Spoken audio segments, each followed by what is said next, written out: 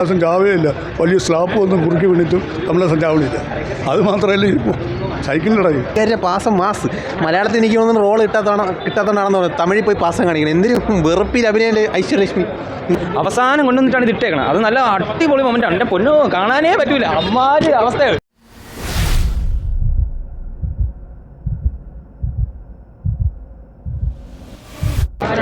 പടം ഭയങ്കര ക്ലീശയാണ്. ലൈക്ക് എപ്പോഴെപ്പോഴും കാണുന്ന പോലെ മണിരത്നത്തിൻ്റെ ഇതാണ് എപ്പോഴും ഇത്. പക്ഷേ കൊള്ളാം, നല്ല കമലഹാസനൊക്കെ കൊള്ളാം, തൃശ്ശയൊക്കെ കൊള്ളാം, നന്നായിട്ടൊക്കെ ചെയ്തു. അല്ലാതെ സ്റ്റോറി വൈസ് നോക്കുമ്പോൾ മണിരത്നത്തിന് കുറച്ചും കൂടി ഇത് ചെയ്യാനായിരുന്നു. പടം കൊള്ളൂല, നല്ല ഊളപ്പടമാണ്, നല്ല രീതിയിൽ ഊളപ്പടമാണ്.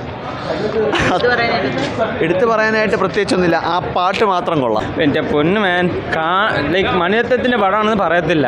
ഫസ്റ്റ് ഓഫ് ഓൾ അതിൻ്റെ എന്താ പറയുക, ഈ വിൻവിളി നായക പാട്ട് അടിപൊളിയായിരുന്നു, യൂട്യൂബിലൊക്കെ കേട്ടത്. അവസാനം കൊണ്ടുവന്നിട്ടാണ് ഇത് ഇട്ടേക്കണം. അത് നല്ല അടിപൊളി മൊമെൻ്റ് ആണ്. എൻ്റെ പൊന്നു കാണാനേ പറ്റൂല, അമ്മാര് അവസ്ഥയാണ്. കൊള്ളത്തില്ല, നല്ല ബോറായിരുന്നു. എന്താ ലൈക്ക് ക്ലൈമാക്സ് ഒക്കെ ഓൾമോസ്റ്റ് എല്ലാവരും ചിരിക്കുകയായിരുന്നു. ഗജരാജ കൊണ്ടെന്നാണ് ഈ പറയുന്നത്. പിന്നെ വേറെ അത് തന്നെ ഇന്ത്യൻ ടീമിന് അത്ര വരില്ല കേട്ടോ, പക്ഷെ എന്നാലും കൊള്ളത്തില്ല. ഇഷ്ടപ്പെട്ടില്ല, കൊള്ളത്തില്ല. വേറെ ഒന്നും പറയാനില്ല. പുള്ളിക്കാരിയുടെ പാസം മാസ് മലയാളത്തിൽ എനിക്ക് തോന്നുന്നു റോൾ കിട്ടാത്തതാണെന്ന് പറഞ്ഞു. തമിഴിൽ പോയി പാസം കാണിക്കണം. എന്തിനും വെറുപ്പിൽ അഭിനയം ഐശ്വര്യലക്ഷ്മി. എൻ്റെ അമ്മ ഒന്നും പറയാനില്ല. എൻ്റെ പൊന്നു ബ്രോ, ക്ലൈമാക്സ് ഒക്കെ ചിരിയായിരുന്നു. വിഷ്വൽസും എല്ലാം പടം ഭയങ്കര ആവറേജ്, കുഴപ്പമില്ല, കൊള്ളാം, സൂപ്പർ. പഴയ നായകൻ എന്നുള്ള സിനിമ ഉണ്ട് മണിരത്നത്തിന്, ദളപതി എന്നൊരു സിനിമ ഉണ്ട് മണിരത്നത്തിന്. രണ്ടുകൂടി ചേർത്ത് ഇപ്പോഴത്തെ തലമുറയ്ക്ക് വെച്ച് ഇതൊരു ആരെങ്കിലും നല്ലത് അഭിപ്രായം പറഞ്ഞോ? ഇല്ല. കമലഹാസൻ്റെ തിരക്കഥയാണ്. 3 പേരേ കൊള്ളാവൂ. Music, camera, editing. മണിരത്നത്തിൻ്റെ പടം. കമലഹാസൻ ചാവുകയില്ല, വലിയ സ്ലാപ്പ് ഒന്നും കുറുക്കി വീണിട്ടും കമലഹാസൻ ചാവണില്ല.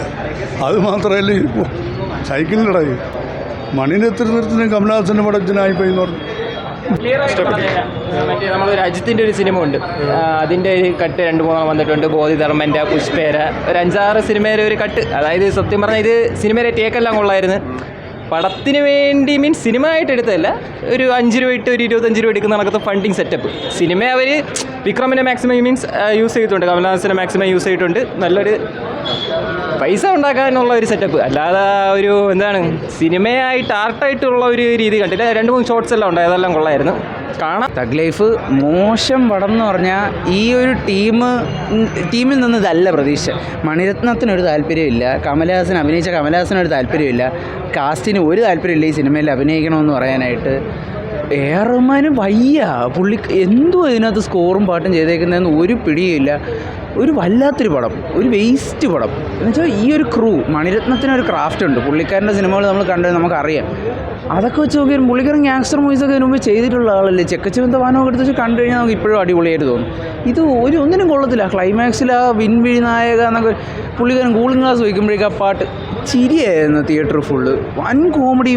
ഒരു ഇത്ര ലാഗും ബോറടിച്ച് ഒന്നിനും കൊള്ളില്ല. വേസ്റ്റ് പടം. ഡീഗ്രേഡിങ് നെഗറ്റിവിറ്റി ഒന്നും അല്ല, ഇത് പടം കൊള്ളൂല, മോശം പടം. ഇത് നാളെ ചിലപ്പോൾ ചോട്ട മുമ്പേ ഇറങ്ങി ഇതിനേക്കാൾ ഹിറ്റായി പോകും. അത്ര മോശം പടം ഇത്.